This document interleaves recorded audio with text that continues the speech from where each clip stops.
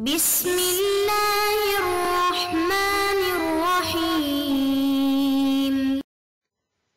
بسم الله الرحمن الرحيم. الحمد لله رب العالمين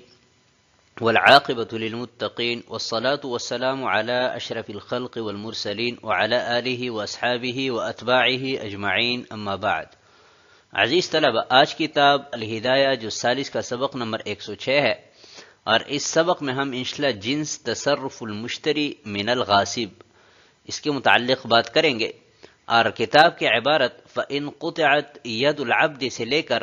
او فیہ شبہۃ العدم تک ہوگی۔ آتے ہیں سبق کے متعلق اصول کی طرف۔ تو یہ اصول درس سابق میں بیان کر چکے ہیں، تو یہاں پر بھی چونکہ اس سبق کے بھی متعلق ہے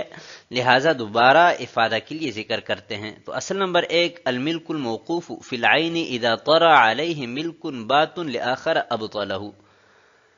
کسی عین میں ملک موقوف پر جب ملک قطعی یہ طاری ہو جائے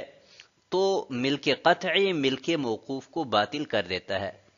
اصل نمبر 2، ربح ما لم یضمن ربح خبیث سبیلہ التصدق،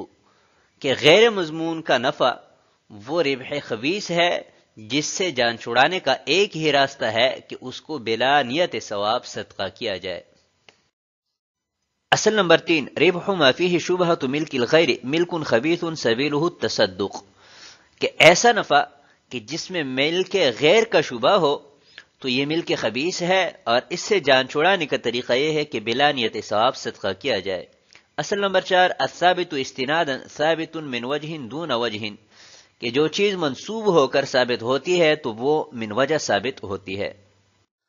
اصل نمبر 5، التصرف اذا ورد في ملك موقوف ثابت بسببه الموضوع له شرعا يكون موقوفا وينفذ بنفاذه، کہ ہر ایسا تصرف کہ جو ایسی ملکیت میں وارد ہو کہ جو ملکیت موقوف ہے اور سبب شرعی سے ثابت ہے، تو ایسا تصرف یہ موقوف ہوتا ہے، اور اس ملکیت کے نافذ ہونے کی وجہ سے وہ تصرف بھی نافذ ہو جاتا ہے۔ آتے ہیں سبق کے متعلق فصول کی طرف۔ تو جنس ہے تصرف المشتری من الغاصب، اس جنس کو کل 8 فصول میں تقسیم کیا ہے۔ فصل نمبر 1، المشتری من الغاصب قتل العبد ثم اجاز المالک، تو اس صورت میں بے باطل ہے۔ فصل نمبر 2، المشتری من الغاصب قتل العبد ثم ادى الغاصب الضمان، تو اس صورت میں بھی محل نہ ہونے کی وجہ سے بے باطل ہے۔ فصل نمبر 3، المشتری من الغاصب اعتق العبد ثم اجاز المالک، تو اس صورت میں اختلاف ہے، اور اس اختلاف پر انشاءاللہ متن میں بات کریں گے۔ فصل نمبر 4، المشتری من الغاصب اعتق العبد ثم ادى الغاصب الضمان، تو اس صورت میں یہ عتق نافذ ہو جائے گا۔ فصل نمبر 5، المشتری من الغاصب باع العبد ثم ادى الغاصب الضمان، تو اس صورت میں بھی بے نافذ ہو جائے گی۔ فصل نمبر 6، المشتری من الغاصب باع العبد ثم اجاز المالک، تو اس صورت میں بھی بے نافذ ہو جائے گی۔ فصل نمبر 7، المشتری من الغاصب اخذ الارش ثم اجاز المالک، تو اس صورت میں یہ عرش توان ہے، یہ مشتری کا ہوگا۔ فصل نمبر 8، المشتری من الغاصب اخذ الارش ثم ادى الغاصب الضمان، تو اس صورت میں بھی یہ جو توان ہے یہ مشتری کا ہوگا۔ آتے ہیں کتاب کی عبارت کی طرف۔ قال فإن قطعت يد العبد فأخذ أرشها ثم أجاز المولى البيع فالأرش للمشتري لأن الملك قد تم له من وقت الشراء فتبين أن القطع حصل على ملكه، وهذه حجة على محمد رحمه الله تعالى، والعذر له أن الملك من وجه يكفي لاستحقاق الأرش كالمكاتب إذا قطعت يده وأخذ الأرش ثم رد في الرق يكون الأرش للمولى، فكذا إذا قطعت يد المشترى في يد المشتري والخيار للبائع ثم أجيز البيع فالأرش للمشتري بخلاف الإعتاق على ما مر، ويتصدق بما زاد على نصف الثمن لأنه لم يدخل في ضمانه أو فيه شبهة عدم الملك۔ پس اگر غلام کا ہاتھ کاٹا گیا اور مشتری نے اس کا توان لیا، پھر مالک نے بے کی اجازت دی، تو یہ توان مشتری کے واسطے ہوگا، اس لیے کہ مشتری کی ملکیت وقت شراء سے پوری ہو گئی۔ پس ظاہر ہوا کہ ہاتھ کا کاٹا جانا مشتری کی ملکیت میں ہوا، اور یہ مسئلہ امام محمد رحمۃ اللہ علیہ پر حجت ہے، اور ان کا عذر یہ ہے کہ من وجہ ملکیت توان کے مستحق بننے کے لیے کافی ہے، جیسا کہ مکاتب کا ہاتھ کاٹا گیا اور توان لے کر وہ دوبارہ رقیق ہوا تو یہ توان مولا کے واسطے ہوگا، اور اسی طرح جب مشتری کے پاس خریدے ہوئے غلام کا ہاتھ کاٹا جائے اور حال یہ ہو کہ خیار بائے کے لیے ہو، پھر بے کی اجازت دے دی گئی ہو تو جرمانہ مشتری کے واسطے ہوگا، برخلاف اعتاق کے جیسا کہ گزر چکا، اور نصف ثمن سے زائد کو صدقہ کرے گا اس لیے کہ وہ اس کے زمان میں داخل نہیں ہوا یا اس میں عدم ملک کا شبہ ہے۔ فَإِن قُطِعَتْ يَدُ الْعَبْدِ، یہاں سے یہ مسئلہ بیان کیا گیا ہے کہ عبد مغصوب وہ آگے فروخت کیا گیا، پھر مشتری من الغاصب کے قبضہ میں اس عبد کا ہاتھ کاٹا گیا، تو مشتری من الغاصب نے قاطع سے یعنی ہاتھ کاٹنے والے سے نصف دیت کے بقدر جرمانہ لیا، پھر مالک نے غاصب کے بے کی اجازت دے دی، تو اس صورت میں مشتری من الغاصب نے جو تاوان وصول کیا ہے وہ غاصب کا ہوگا یا مشتری کا ہوگا؟ تو فرماتے ہیں کہ وہ مشتری کا ہوگا،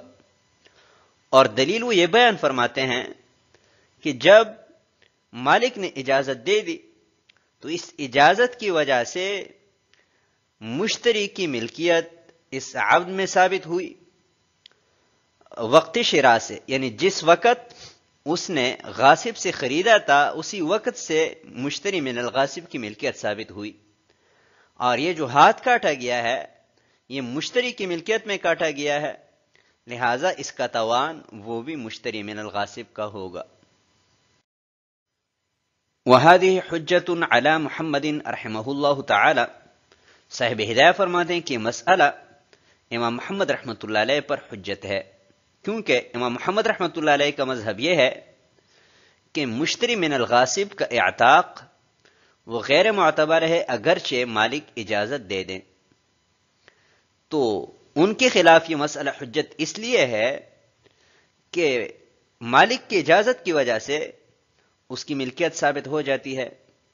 جس کی وجہ سے وہ اس توان کا مالک بن جاتا ہے۔ اگر مالک کی اجازت کی وجہ سے مشتری من الغاصب کی ملکیت ثابت نہ ہوتی تو وہ اس توان کا مالک نہ بنتا۔ تو جب یہ بات ثابت ہو گئی کہ مشتری من الغاصب وہ آقا کی اجازت سے مالک بن جاتا ہے تو اپنی مملوکہ چیز میں اعتاق جو ہے وہ معتبر ہوتا ہے، لہذا اس سے پہلے جو مختلفی مسئلہ بیان کیا گیا ہے وہاں پر مالک کی اجازت کے بعد مشتری من الغاصب کا اعتاق وہ معتبر ہونا چاہیے۔ والعذر له، تو امام محمد رحمۃ اللہ علیہ کی طرف سے جواب یہ ہے کہ استحقاق عرش کے لیے من وجہ ملکیت یہ کافی ہے، لہذا یہاں پر جب مولا نے اجازت دے دی تو مشتری من الغاصب کی ملکیت منسوب ہو کر ثابت ہوئی، اور پہلا ہم یہ بیان کر چکے ہیں کہ جو ملکیت استناداً ثابت ہوتی ہے وہ من وجہ ثابت ہوتی ہے، تو عرش کے مستحق ہونے کے لیے من وجہ ملکیت یہ کافی ہے، برخلاف اعتاق کے کہ اس کے لیے کامل ملکیت کا ہونا ضروری ہے، جیسا کہ ہم درس سابق میں بیان کر چکے ہیں کہ حدیث میں مطلقاً ملکیت کا ذکر ہے، اور جب فرد مطلقاً بولا جائے تو اس سے فرد کامل مراد ہوتا ہے۔ کل مکاتب اذا قطعت یدہ، یہاں سے صاحب ہدایہ استحقاق عرش کے لیے من وجہ ملکیت کا کافی ہونا اس کی ایک مثال بیان فرما رہے ہیں کہ عبد مکاتب اس کا ہاتھ کاٹا گیا اور توان لے لیا گیا، پھر وہ بدل کتابت سے عاجز ہوا اور خالص رقیق بنا، تو اس صورت میں ہاتھ کا جو تاوان لیا گیا ہے وہ مولا کا ہوگا، اور حالانکہ مکاتب میں اس کی من وجہ ملکیت ثابت ہے، تو اس بات کی دلیل ہے کہ استحقاق عرش کے لیے من وجہ ملکیت بھی کافی ہو جاتی ہے۔ فَكَذَا إِذَا قُطِعَتْ يَدُ الْمُشْتَرَى فِي يَدِ الْمُشْتَرِي، یہ دوسری مثال ہے کہ بائیں نے اپنا ایک غلام بشرط الخیار فروخت کیا، یعنی بائیں نے اپنے لیے خیار رکھا اور مشتری نے اس غلام پر قبضہ کیا، پھر اس کے قبضہ میں اس غلام کا ہاتھ کاٹا گیا اور مشتری نے تاوان لیا اور بائع نے اس بیع کی اجازت دے دی، یعنی خیار کو ساقط کر دیا، تو یہ تاوان جو ہے یہ مشتری کے واسطے ہوگا۔ تو اس سے بھی ثابت ہوا کہ استحقاق عرش کے لیے ملکیت کاملہ کا ہونا ضروری نہیں ہے، جیسا کہ یہاں پر خیار شرط کی وجہ سے مشتری کی ملکیت کامل نہیں ہے، لیکن اس کے باوجود بھی وہ عرش کا مستحق ہوا ہے۔ بخلاف الاعتاق، برخلاف اعتاق کے کہ اس کے لیے ملکیت کاملہ کا ہونا ضروری ہے، جیسا کہ ہم پہلے بیان کر چکے ہیں۔ وَيَتَصَدَّقُ بِمَا زَادَ عَلَى نِصْفِ الثَّمَنِ، اور اس صورت میں مشتری نے جو تاوان لیا ہے تو نصف ثمن سے جو اضافی ہے وہ صدقہ کرنا ضروری ہوگا۔ مثلا مشتری نے تاوان جو ہے 5000 دراہم لیا ہے اور عبد کا ثمن جو ہے وہ بھی 5000 ہے، تو نصف ثمن وہ 2500 روپے بنتا ہے،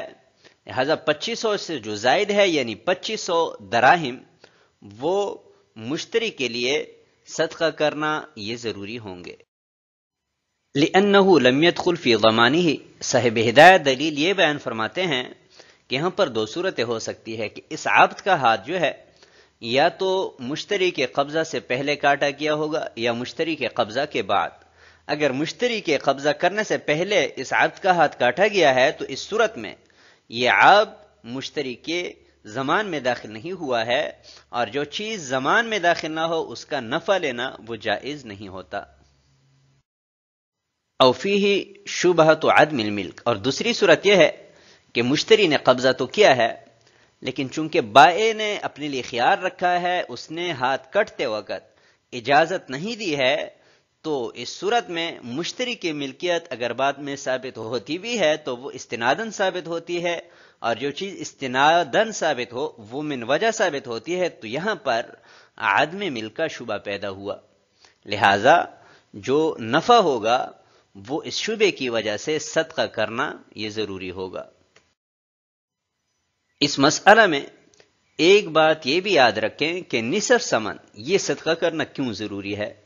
تو دروس سابقہ میں ہم بیان کر چکے ہیں کہ جو اعضاء انسان میں دو ہیں تو ان کی دیت